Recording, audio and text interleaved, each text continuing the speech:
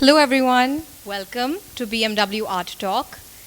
Today we have one of the most celebrated contemporary Indian artists, Atul Dodiya, with us, and he will be in conversation with his longtime friend and gallerist, Shireen Gandhi of Chemould, Prescott Road. They'll be sharing anecdotes and lessons which have formed his extraordinary life and journey as an artist. This will be the first time an Indian artist will be the focus of the prestigious BMW Art Talk at the fair. So I would like to welcome them to the stage.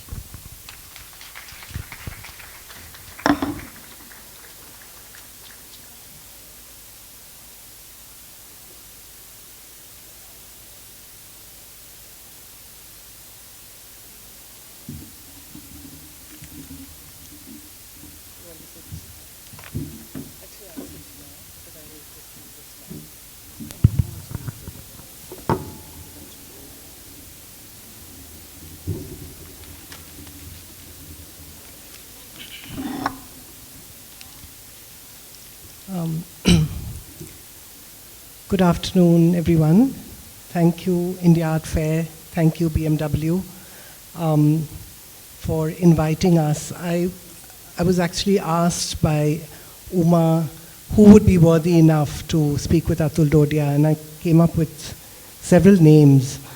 And then suddenly she said, I want it very personal. I want it to be anecdotal.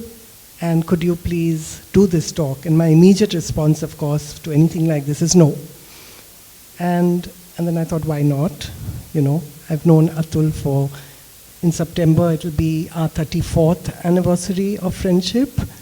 And I think I know Atul inside out, but this is the very first time I'm on a platform with you, by the way.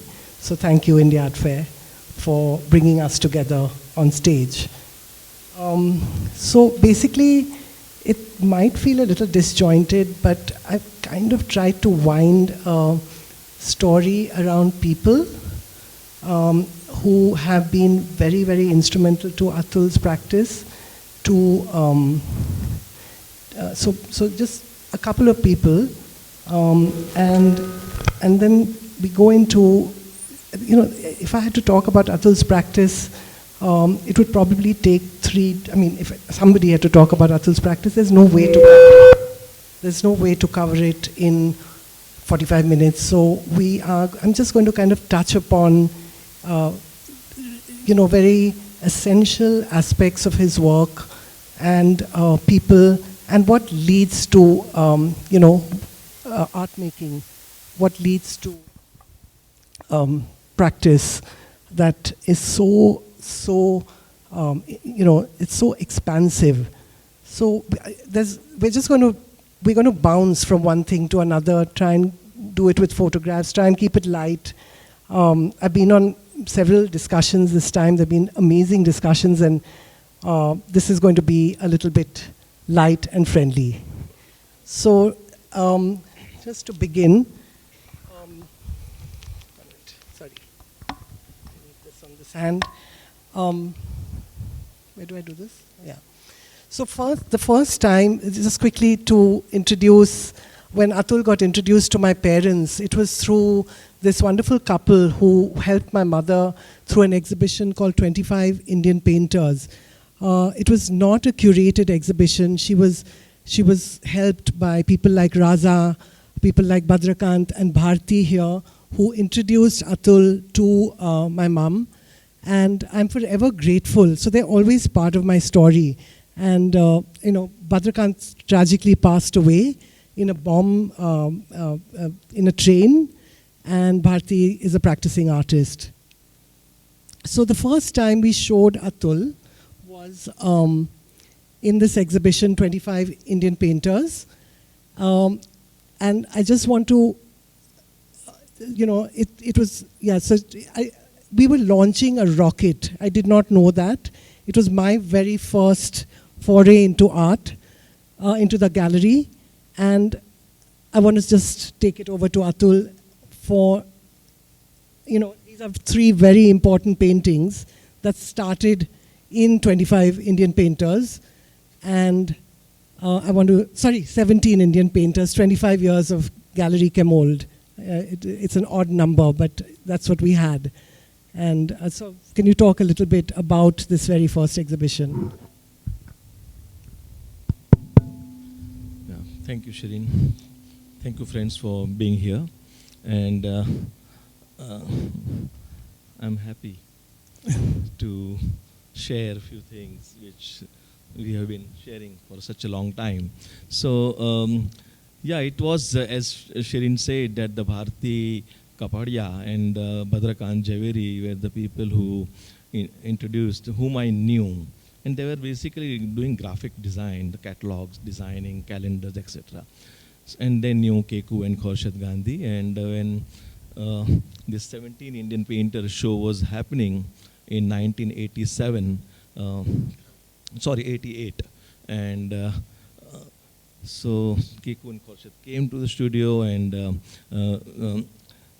they liked the work, and I was thrilled, mainly because at the JJ School of Art where we were studying, the Chemould gallery was a major gallery, and all the top artists, people like Raza and earlier Hussain and many modern painters were showing there. So to be part of a exhibition organized by Chemould, that was a very, very special.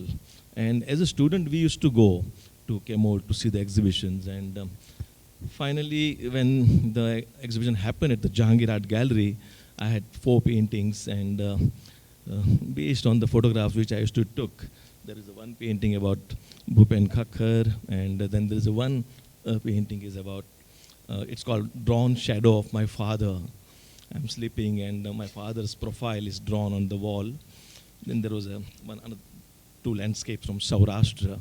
So, so this, yeah. I want, Bhupen, I've forgotten this part, and I thought maybe we can talk about it, because you painted Bhupen in that very first show. Yes. And Bhupen was very, very fascinated by Atul's skill, because Bhupen didn't have that skill.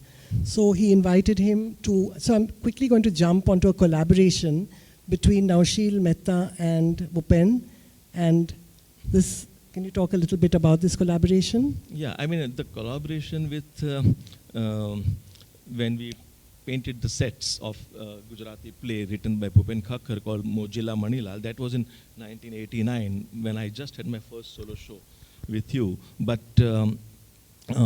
before that, I am a part of Gujarati literary circle, the poets, writers, and we meet often, once a year in some remote place, and they read and write, and they exchange thoughts, and I'm there, and mainly because of Ghulam Mohammad Sheikh and Bhupen Khakkar, because they were part of that group, and but if I tell you a little bit about how I got to know about these friends, is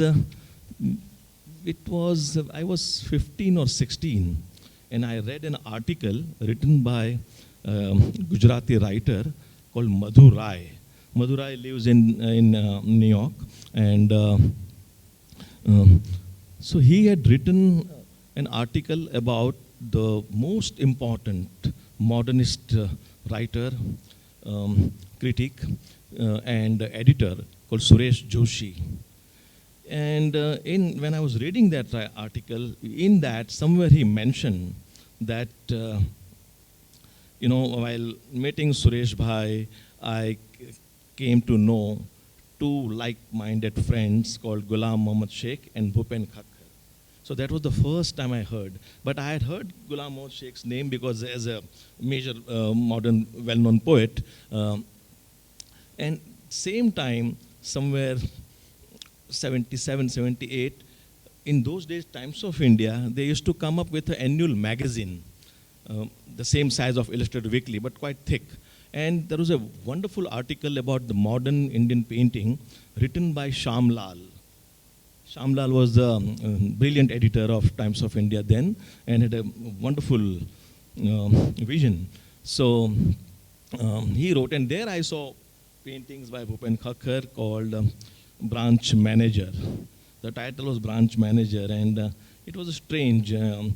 one could see that it's not a trained hand or academically trained artist, but very different, which I liked. But around 78, 79, when I was about to join art school, I happened to see the show by Vivan Sundaram and Bhupen Khakkar in Jahangir Art Gallery. When I went and I saw the paintings, the very first painting which I noticed was called Ranchhod Bhai Relaxing in Bed. I said, this is unbelievable. The painting technique was different. The way it was rendered was different. The title was different. The subject matter was unusual. Whatever I knew, and I was quite familiar with artists like Bendre and Hussain and Tayyab Mehta, Akbar Padamsi, all that. So I was fascinated. And I felt that probably this is the first Gujarati painting I saw. You know, when I saw Bhupen's painting, and wanted to know more about him. And that's how, and then, of course, then the time came when we were together in 87 in one of the workshop, writer's workshop. I took Bhupen's picture and I asked him, will you pose? He was so happy to pose all the time. You know, whatever I would say, he would do it. And from there, I kind of did. We'll come back to Bhupen because he plays a very important part in your life. But I'm doing my archives and I came across these, we did an exhibition. So we had a 500 square foot gallery and it was Kala Goda Festival. I'm jumping now, but talking about collaboration, sort of joining with Naushil and Bhupen's and this collaboration with Rahul Mehrotra. We called it Kala Goda, a meeting place.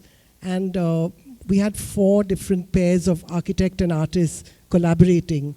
But Atul and Rahul took up, from the 500, they took up 350 square feet of it.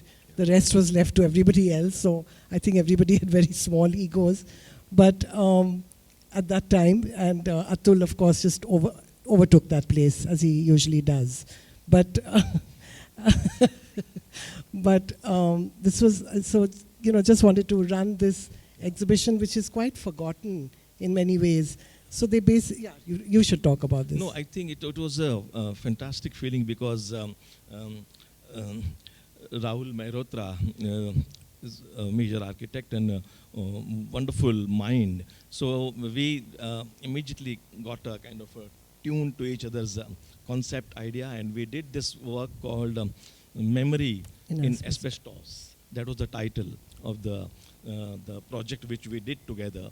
And it was probably my first ever installation, I would say, that there were asbestos sheets covered in the gallery, and then there were drawings on the wall and all kind of photographs. So basically it was regarding the Kala Ghoda area, in which there is a, the library and David Sassoon Library. And yeah, exactly. So those places, from that area were kind of got into the gallery space, and but in a much more creative way, rather than a kind of a documentation of anything, and that was quite an experience, definitely. And I think it kind of, I would like to take credit in how you jumped into so many different, this kind of was really the first time you did it without really knowing what installation art to your own practice meant. I never knew that, exactly.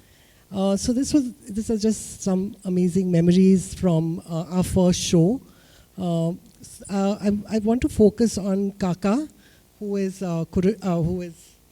Atul's father, and what Kaka meant to you, and why are you here? I sometimes feel like, yes, you were always meant to be an artist, but can you talk a little bit about your father? Yeah, my father was, he came from Saurashtra to Bombay in 1938, and my 5 sisters and my 1 brother, all 7 siblings, we were born and brought up in Bombay. He was, finally he was a civil contractor, and he noticed, though the neighbors and the relatives, everybody told my parents that he should not go to fine arts. It will be a disaster. He will starve. There is no future in painting. So, but somewhere he noticed that my passion and my love for painting was so much that when my sister insisted that I should become an architect so I can help my father's business, and I was in old SSC, that's the 11th standard, where you have to take maths and physics, chemistry, or history, geography, or civics. I was forced to take maths, and I'm so poor and bad in maths that I failed twice in my SSC. But during those 2 years, my father gave me first-class railway pass from Ghatkopar to VT, so I could go to Jahangir Art Gallery and see the shows. And then he said that, and same with my mother, they both said, no, you do, and I can support you, and we'll see. But they also knew that I am not going to listen. I am just going to paint. Atul, can you recount that story of you in class where your teacher or your friends would ask you to go and draw? Oh yeah, no, well that's because I could do caricatures as well, and I was good with the profile of Indira Gandhi. And when my teacher, maths teacher, when he saw it, every time before he would start his class, he would ask me to come up and do this is when I was 7th or 8th standard, very young, and the profile of Indira Gandhi, and that drawing would remain, and the maths thing would be kind of the task, and all those things would be kind of he would write and do, but probably drawing Indira Gandhi, that's the one thing I would kind of see all the time and forget maths, and that's the reason probably I'm failing twice in SSC. I think one of the stories that really touch me is that as a student, the only exposure you had to art was through books. And your civil contractor father, who had no understanding of that world, would give you... Can you talk a little bit about the books? Because books are such an important part of your life. You mean books? Yeah, and you would want to buy... Yeah, I mean, of course, one thing I realized immediately, even when I joined JJ School of Art, first thing I did, that I went to the library. And I noticed that all the books are in English. Mostly moderns, from West. That's Paul Klee, Picasso, Matisse, and I realized that I will have to, because I studied in Gujarati medium school, and I realized that I will have to learn this language. That's one thing. And one of my, Shireen, biggest regret is the lack of museums. You see, we as a student of art in India, we learn, of course we learn our own Indian ancient art, but when it comes to oil painting, you go to European masters and or American masters, and through books and lectures, and sometimes those bad transparency in those days, through that we would kind of probably see the paintings. But not a single student in this country can actually see the original Picasso. A student in Paris, London, or New York would go to the Met, to the National Gallery or Louvre or Pompidou and see the original paintings. But we have to just imagine, okay, this Courbet at Orsay is this size, so it could be, what could be the experience? So there was a definitely urge to go abroad and see things, but through books only, I could kind of, have access to the various... And buying books for 2,000 rupees or whatever the cost was would be shocking, I'm sure, to your father. But yeah, I mean, of course, mostly my books I would buy from second-hand books on the street of Fountain. And then those guys also knew that, the vendors, that this particular boy likes this kind of books, so he would kind of keep it aside, those things. And that's how it started. And I remember the very first book was Time Life magazine, had a series of the world of various artists and the world of Picasso. That was the first book, I bought it. And my father generously sort of kind of, giving funded me money. you. And yeah. So I want to, just quickly give acknowledgement to the fact, a big stepping stone, of course, for you after our show and the big Atul rocket launch was a scholarship that you got with the jury of Akbar, Raza, and Ram Kumar. Yeah. And Paris was, Yeah. you know. Yeah, I mean, Raza would come to Bombay, India, every November, December, and he would have a show at Chemould. So, and since he studied at the JJ School of Art, he would come to the art school and, meet students, and he would become very emotional about, the touching the stone, and this is my school and all that. So and Keku Gandhi would also accompany him. And the best thing that when there was an opening, Keku Gandhi and Raza both would tell us that come for the opening, to go to a student to a opening, where there are collectors and many other senior artists. That was something very special. And so I asked Raza that will you come and talk to us, and he said certainly. He came, and one thing he said, that at the JJ School of Art we were mostly talking in Marathi language, and he would say that tell us about your painting, and we would say I just felt and I did it. Okay, no, not just that much. So articulation is extremely important. And he said, try to explain further. That's what he would do. And one thing he said that I have gone in my head, and that's one thing he said is he said, "Hame mazdoor ki tarah kaam karna hai." That was the one, thing, the hard work. There's no substitute to hard work. That was something which he told us, and yeah. And then, of course, then the 1989, I had my first solo show with Shireen. Shireen, you came from London in '88 or something, and when she joined her parents to look after the gallery, her first solo show was my first solo show in '89. So, and in the same year, I think, December, there was a big exhibition happened of 15 young artists, and chosen by Commissioner Ram Kumar, S.H. Raza, and Akbar Padamsi. My name was given by Akbar Padamsi. And so 15 artists were there. And out of that, one artist would go to full-fledged French government scholarship. And I was chosen by all three. And I went to Paris in 91, 92. And you were how old? Sorry? How old were you then? I was 30. And that was your first foreign trip? First foreign trip, first yeah. ever museum. Into Paris, yeah.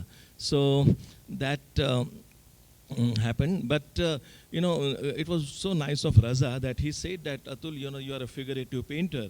And so you have to select a professor at the École des Beaux-Arts. And sorry, I'm, okay. This is, anyway. So Raza said that no, you are a figurative painter, and there is a professor called Pierre Caron. Pierre Caron was a student of Balthus, and he said so you would like to work with him, and I met Pierre Caron. He was very, very friendly, helpful, and then Raza and Janine, they were away in Gorbio. They came in sometime in October back to Paris, and since then, Anju and myself, I was married, and Anju was with me, and we had a kind of many evenings spending at Raza's house, and Raza used to drink Ballantine whiskey then, so, and he would offer me also just one pack, and that's it. So, yeah, and so, and actually, the great delight was to see him painting. Sometime he would say, I'm painting, and do you mind if I continue? I said, no, you please continue. And the most surprising thing about Raza is that one vertical work he was doing about 7 feet by 3.5 feet, and very meticulously drawn with pencil, and he started painting from the top. And he came down, and the painting was complete. When we see his painting, we feel that, like he must have gone up and then again here, and that's the way we do it generally. But that was completely, this thing. And so he was so graceful in the way, because you see, he never kept a table on which, the palette or the colors are. It was always in the ground. So he has to bend every time. And the way he would lift, the paint and the brush and his fingers, it was like a, like in dance we say mudra. It was sheer, such a graceful and great time And, I had with him in yeah, Paris. I mean, moving a little bit back to Bhupen more on, because you became, of course he was both of you fed off each other. Yeah. And you traveled a lot with Bhupen. Yeah. I just want, because they're very funny stories, just a few, if you can recount. Poor Anju was also part of this whole journey. And I just say poor Anju because she had to sometimes suffer him a lot. Yeah. But Well, yeah, I think so. By 89, I was familiar with him and he knew me. But when my show got over in September, yeah, in at Chemould, he was writing a play in Gujarati. So, and the play was supposed to be the first play. Like yeah, we talked about that Cut play. Laser, at yeah. the Mojila Manilal, and he asked me to do the sets, which Yeah. I said, Yeah. But the thing is that since then it all started. So the very first, you talked about the journey, many journeys we did, in Madrid, in Amsterdam and Berlin, all. But when he asked me to come to Parla to paint the sets, the very first trip we did from Churchgate to Villeparle, I had a third-class ticket, and he pushed me into a first-class compartment. I said, I never do this, and what if the TC comes? He said, nahi, koi nahi aayega, nothing will happen, come. And we all three has, the second-class ticket, actually. And but it's so tiring and it's so crowded in the evening, so what can we do? And we kind of went, and luckily, we were not caught. So that was the first journey with him, with this kind of, in this kind of situation. But anyway, but then we were together in Amsterdam. And I've said many times this story, but for a print, there was this big store called Bangkok, and they were doing India Festival, fashion and painting and all. So Bhupen and we were doing lithographs. So, and also the solo shows. Mine was in Amsterdam, his was in The Hague. So naturally we said we go and see the museums. We went to Van Gogh Museum. Now in Van Gogh Museum, I was excited to see paintings, but Bhupen saw one man, a guard. And as you know, Bhupen was a gay, and he would like old, bony, very skinny guys. And one particular, guard was like that. So he told me that we have to go and talk to him. I said, you go and talk. What else? He said, no, but what to talk? I can't just say hello, how are you, or something like that. So he said, shall we do one thing? Shall we go and say that the exhibition is beautiful? I said, it's a Van Gogh, so that's not a thing, our exhibition. But he said, okay, I have an idea. So I said, you come with me. I said, I won't come. I'll stay away and, you do whatever you want to do with this guy. So he said, no. So we both went. And he said, hello. So that guy then said, they are really beautiful paintings. So he said, of course, it's Van Gogh. He said, you have given us all the details, but where is the price list? That guy, he was furious or not, I don't know, but I was so furious. I said, Bhupen, what he must be thinking about Indians. So, okay, why you care for Indians? How does it matter? Whatever he thinks. I said, no, but that he just looked at us, from top to bottom, and then went into a corner. There was a window, and he just laughed with both the hands up. So people, those other viewer and audience, they were quite stunned that what happened to this guard. Our guards they don't do anything. So that was one of the stories with Bhupen. But then there are quite a few stories. So Bhupen, and I'm jumping straight to Gandhi. And, I see many people in the audience. I know you don't have to go deeply into Gandhi. Yeah. but I just wanted to recount the first exhibition we did, which was called An Artist of Non-Violence. Yeah. And we had Nana Chudasma opening the show in a very packed, again, Kalagora festival time. And just a few photographs to make sure my husband is in the thing frame.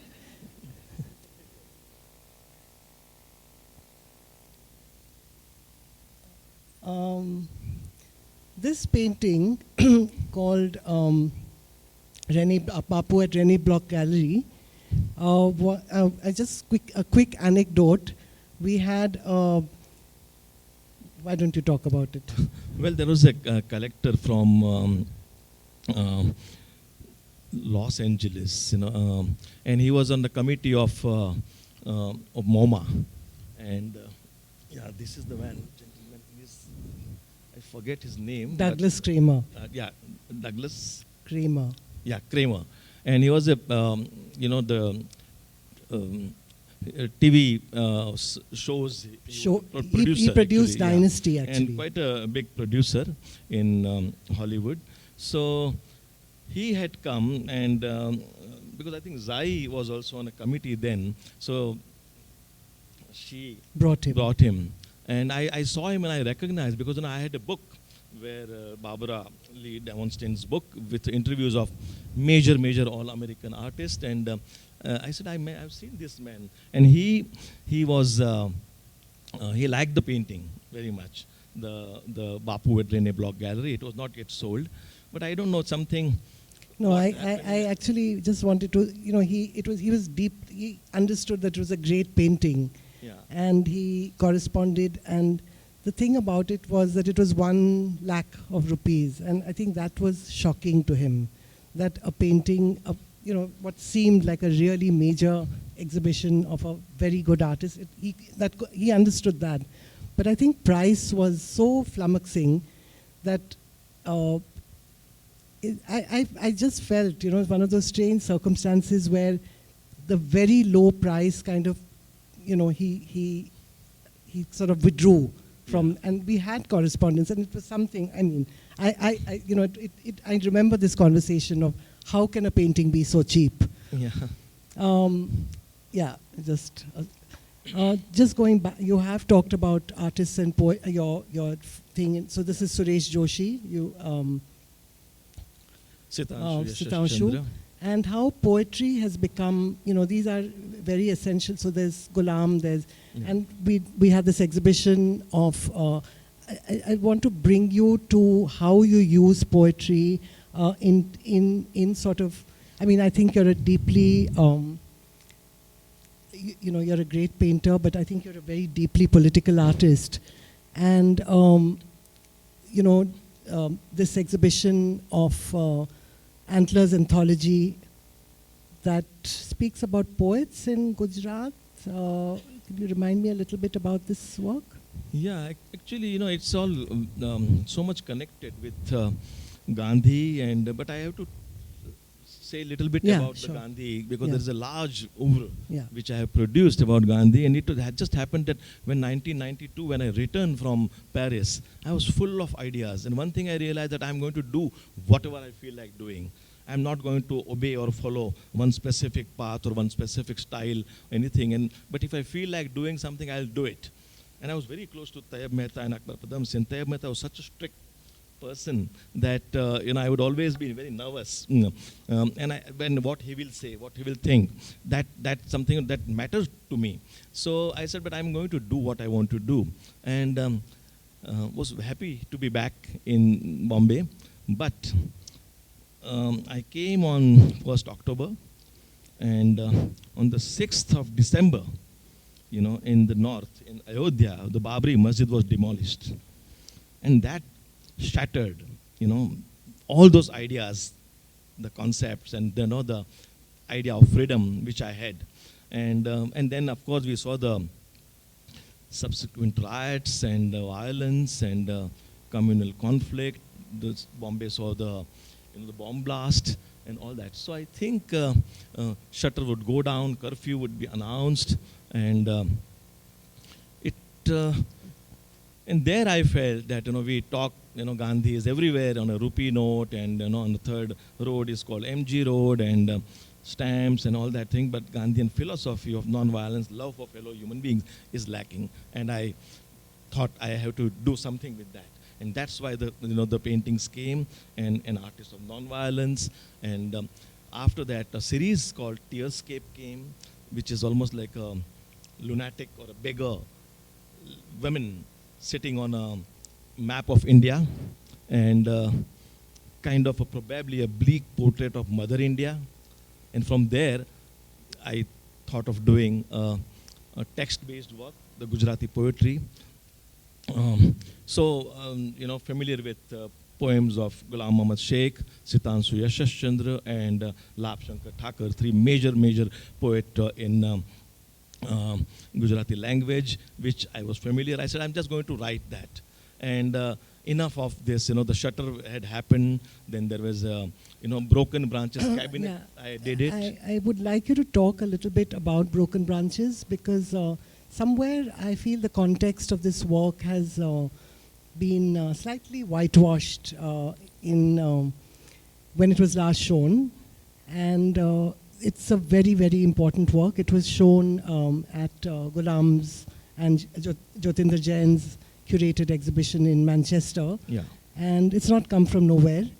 And I think it's important that we bring back the context of this exhibition. And yeah, already, as I mentioned about the Barbary, and that happened in 92, but exactly after 2 years, there was another horrible event which happened in Gujarat.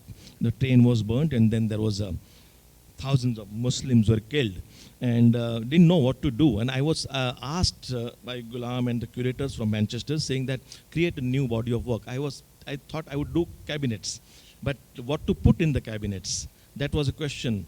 And the showcases which we have at home, I would say I would play with something. And then this, the Godhra and other thing happened, and I felt that I need to talk about this. So the human bones, prosthetic limbs, and photographs, and from riot victims, all that came into the thing. And I called the work, Broken Branches. It's like large banyan tree. India, we say the great tradition, 4,000 years culture, all that thing. And here we are chopping one after another the branch, and making things so difficult, and which is still on. That's the frustrating part, essentially. How do you, as an artist, in times of censorship, how are you going? You've done this work. I felt it's been censored already. And how do you feel? How are you going to work around this sort of censorship? No, one is aware that, that as soon as you now attempt something, that particularly religious icons or something which would could create a disturbance or a problem, that but I think as an artist I have to say what I have to say, and I'm not going to stop and not mention those things. So yeah, I think sometimes you have to be tactful. Shall I give you one small? Sure. I have a work in Grand Hyatt Hotel.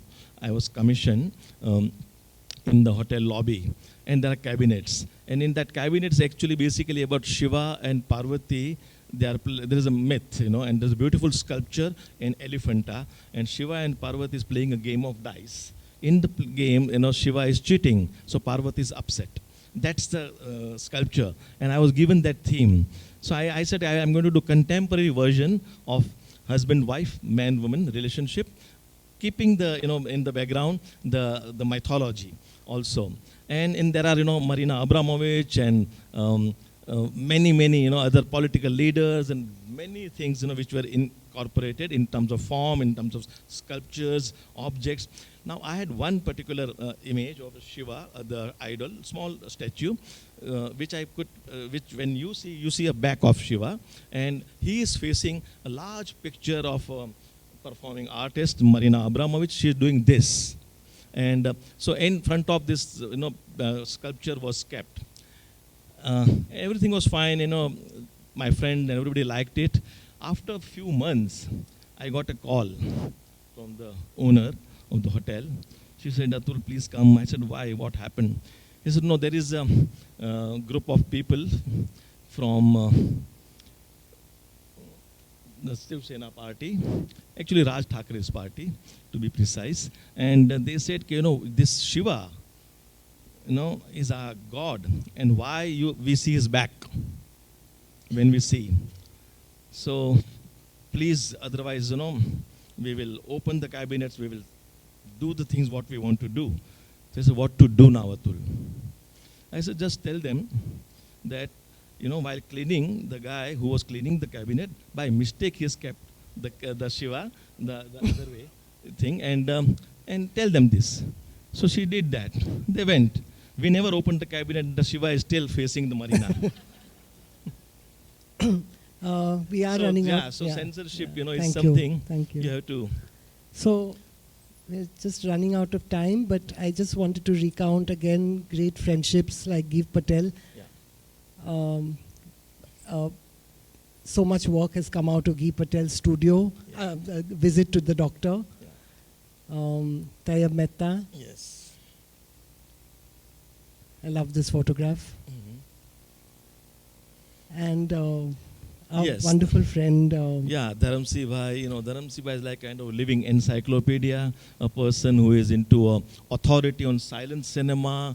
And when there was no internet, he would tell us about which movie we should be watching and what interviews, and whether it's archaeology, anthropology, history, poetry, literature, you name it. And Actually, we had a great he wrote meeting the with, encyclopedia with Ashish Ajadaksha. Yes, in the silent cinema chapter is completely written by him. Yeah. So Dharamsi Bhai is there. And I want to Karamsi end Bhai, with the other, actually both are Kutchi guys. And the Karamsi Peer had was essentially doing a photography as a profession, but mainly he would read, and he was a translator.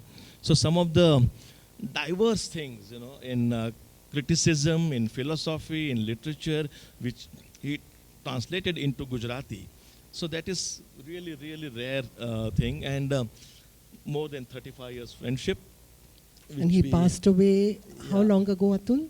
2 years ago? Karamsi Bhai passed away how many years ago? 2 years? Yeah, 2 years. He passed away, Karamsi Bhai. Actually, he's very important in all our lives. And he was, just going back to, he was like your shadow. Wherever you went, he came. Yeah. And there's this lovely picture that, sitting like a guard. Yes. That's Karamsi Peer. And no, I think, what was an interesting part about, meeting Prabhakar Barve, Karamsi Peer, Akbar Padamsi, that, the doubts which as a young artist, and when you are in your formative periods, they would, they would support. They would say, do it. I said, today I'm feeling like doing this, and tomorrow I'm trying to do something like this. Even here, I have a shutters, which is very different in the Shireen's booth, and then the paintings at Roshni's booth is totally different. The watercolors are quite different. So I said, should I be doing this? Because I'm very confused. And they would say that, too many options is the only option you have. You can't help, you have to keep on doing this, whatever you feel. So now I have given up that, doubt that I said, okay, I have no choice, but I just keep on doing whatever comes at that particular time. So that was a role Karamsi Bhai played in a big way. So want to end this with if there are questions from the audience or any comments or anything that you would like to add to. But it's really about friendships and, the very, very vast repertoire that comes from these friendships, really.